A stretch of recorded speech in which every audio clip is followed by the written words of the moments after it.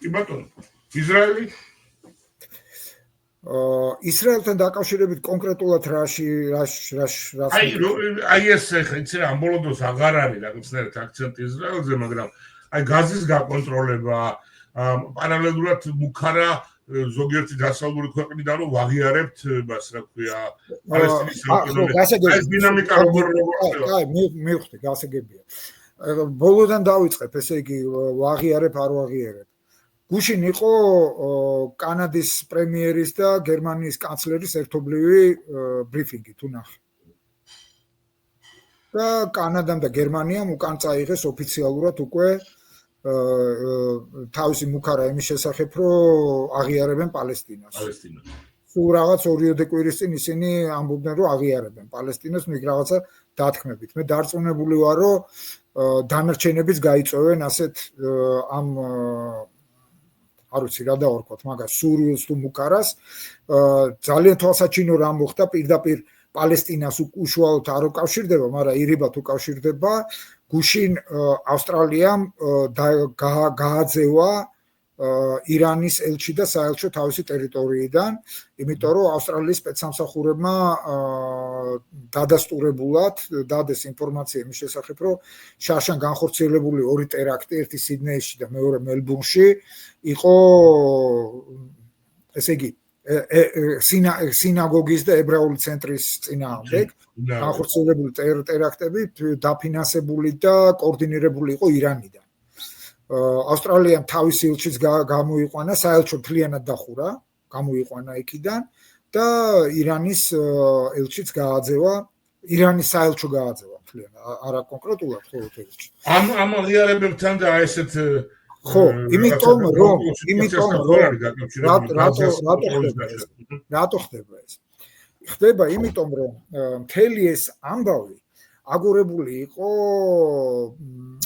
ესე იგი მოწოდებული იყო, რომ ასე იგი ღაზაში ხდება ჰუმანიტარული კატასტროფა, რომ ადამიანები შიმშილით იხოცებიან და ვითომ ამის რეაქცია იყო, კი?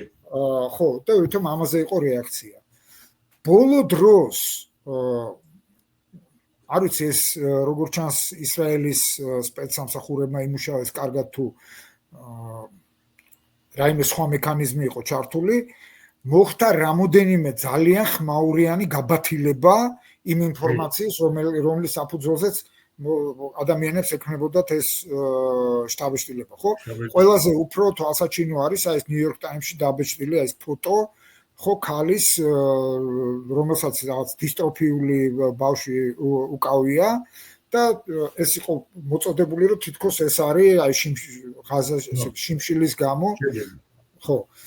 გაირკვა იქ ჟურნალისტური გამოძიებები ჩატარდა. რამოდენიმე ესეთი ფოტო იყო და რამოდენიმე ესეთი სიუჟეტი და რეპორტაჟი. ყველა გაბათილდა, 3 თუ 4 ასეთი სიუჟეტი და რეპორტაჟი იყო, ყველა გაბათილდა და ამას დაემატა ისიც, ესე ძალიან მნიშვნელოვანია, რომ ისრაელმა გამოაქვეყნა დაახლოებით 10,000-მდე მის მიერ მოკლული ჰამასის მებრძოლის სია. სახელებით, გვარებით, რა ვითარებაში დაიღუპა, როგორ დაიღუპა და ესე იგი ეს არის ის დაახლოებით 10,000 მებრძოლი, რომლებზეც ისრაელს აქვს სრული ინფორმაცია დაღუპვის შესახებ. იმიტომ რომ ან გვამი იყო ბრძოლისველიდან გამოტანილი და თქვათ მაიდენტიფიცირებელი დოკუმენტები და ახლდა, ან გადაღებული იყო ამ ადამიანის უკვე გარდაცვლილის რა დაღუპულის მონაწილეობა საბრძოლო შეტაკებაში დრონებიდან, ანუ ვიდეო მტკიცებულებებიც არის, სხვა ტიპის მტკიცებულებებიც არის, დაახლოებით 10,000 ადამიანზე ზუსტად არის ცნობილი, რომ ესენი არიან ჰამასის მებრძოლები. სახელებით და გვარებით გამოაქვეყნეს. რაც უკვე ძალიან სერიოზულად წყალს უყენებს იმ ვერსიას, რომელიც ემყარებოდა მხოლოდ ჰამასის ჯანდაცვის სამინისტროს ცნობას, რომ დაახლოებით 30,000 ადამიანია დაღუპული. თუ 30,000 ადამიანია დაღუპული და აქედან 10,000 ეგრევე მინუსდება დადასტურებულად, რომ ისინი არიან ჰამასის მებრძოლები, ისრაელმა უკვე დაამატა, რომ ისინი ვარაუდობენ, რომ დაახლოებით ერთი ამდენი კიდე არის, ოღონდ რომელთა იდენტიფიცირება ჯერჯერობით ვერ ხერხდება, ხო? ვარაუდი მაშინ გამოდის ძალიან უცნაური არითმეტიკა. გამოდის, იმიტომ რომ დადასტურებულად რა არის ასევე ცნობილი, დადასტურებულად არის ცნობილი, რომ ღაზაში არა მარტო ესე იგი ჰამასის მებრძოლები არიან განადგურებული, არამედ არიან მოკლული ადამიანები თავად ჰამასის მიერაც. გახსოვს ის ეპიზოდი, როდესაც ისრაელმა მოახერხა იქ რამოდენიმე კრიმინალური კლანი დაეპირისპირებინა ჰამასთან. ხო. და ეს ინფორმაცია ჰამას ჩაუვარდა და ეს ამ კლანების წარმომადგენლები პირწმინდად გაანადგურეს. ანუ დედაბუდიანად აქ ლაპარაკი იქნებოდა რამოდენიმე კლანები ძალიან დიდია რა, არაბული კლანები არის. ხო, ნუ კლანია, მართლა ესეთი 500 ადამიანს მოიცავს ხოლმე როგორც ესე. შეიძლება არის ლაპარაკი რამოდენიმე 1000 ადამიანზე, რომელიც აი ამ რეპრესიებს შეეწირა. ისიც მიამატეთ და არაფერი არ რჩება იმ 30,000-დან. ასე რომ ეს საუბარი ნელ-ნელა მინავდა, თუ მიაქციეთ ყურადღება, ნელ-ნელა მინავდა და მე დარწმუნებული ვარ, რომ არც არაფერი არ მოყვება. სხვა საქმეა, რამდენად წარმატებულად ან წარუმატებლად მიმდინარეობს ეს სამხედრო ოპერაცია. ნუ არ ვიცი, ჩემი აზრით არ ძალიან მაინდა-მაინც დიდად წარმატებულია, მაგრამ არ ძალიან წარუმატებელი.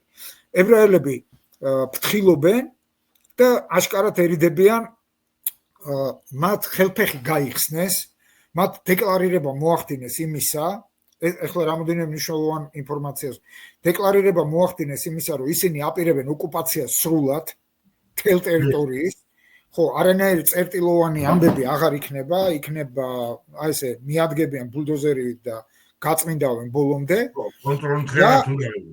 ხო, ერთის მხრივ ამის დეკლარირება გააკეთეს და მეორეს მხრივ, როდესაც ამის დეკლარირება გააკეთეს, ხო, რატო გააკეთეს? იმიტომ რომ ყველანაირი გამოკითხვით, სოციოლოგიური გამოკითხვით ისრაელში მოსახლეობის უმრავლეს აქამდე იყო აი რო იტყვიან 50-50. ამ ომის ორი მიზანი იყო დაახლოებით ერთნაირად წარმოდგენილი ისრაელის სოციუმში. ესე იგი, ნახევარს უფრო მნიშვნელოვნად მიაჩნდა გათავისუფლება ტყვეების და ნახევარს უფრო მნიშვნელოვნად მიაჩნდა ჰამასის განადგურება. ჩვენ ვიცით, რომ ეს ორი მიზანია დეკლარირებული, მაგრამ ჩვენ ხვდებით, რომ ეს ორი მიზანი გარკვეულწილად მოდის ერთმანეთთან რაღაცა სიტუაციაში, ექსტრემალურ სიტუაციაში ისინი მოდის ერთმანეთთან წინააღმდეგობაში.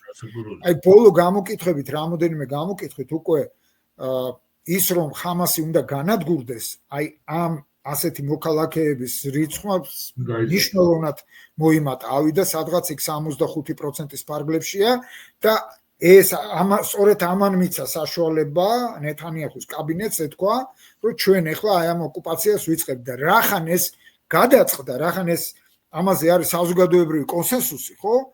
შესაბამისად ახლა ებრაელებს არსად არ ეჩქარებათ.